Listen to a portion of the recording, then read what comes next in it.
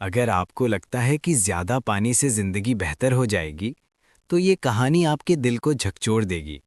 ये कहानी है एक ऐसे अमीर व्यापारी की, जिसके पास सब कुछ था, लेकिन फिर भी वो सबसे गरीब था। बहुत समय पहले एक समृद्ध नगर में एक अत्यंत अमीर व्यापारी रहता था। उसके पास सोना था, दुकानें थीं, नौकर-चाकर थे, लेकिन उसकी आंखों में सुकून नहीं था। रात को सोते समय भी उसका मन हिसाब लगाता रहता। कितना आया, कितना और चाहिए। जितना वो कमाता, उसे उतना ही कम लगता। जब वो दूसरे व्यापारियों को अपने से आगे बढ़ते देखता, तो उसका दिल जल उठता। वो सोचता, मुझे उनसे ज्यादा चाहिए, किसी भी हाल में। धीरे धीरे लालच ने उसके दिल में घर बना लिया। लालच ने उससे नींद छीन ली, मुस्कान छीन ली और रिश्ते भी। वो अमीर था, लेकिन खुश नहीं। एक दिन उसी नगर में गौतम बुद्ध का आगमन हुआ। उनके चेहरे पर अद्भुत शांति थी। लोग उनके पास अपने दुख लेकर आने लगे।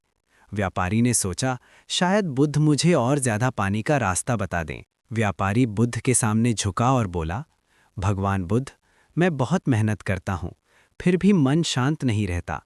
कृपया बताइए, मैं और अधिक कैसे पा सकता हूँ।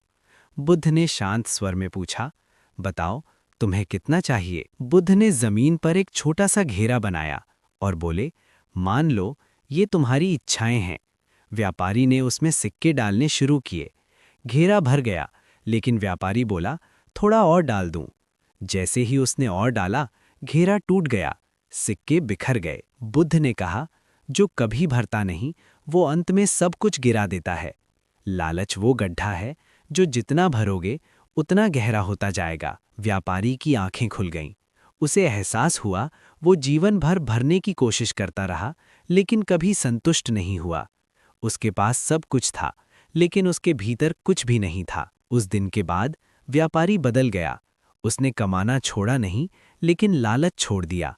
उसने बांटना शुरू किया, मुस्कुराना शुरू किया और जीना सीख लिया।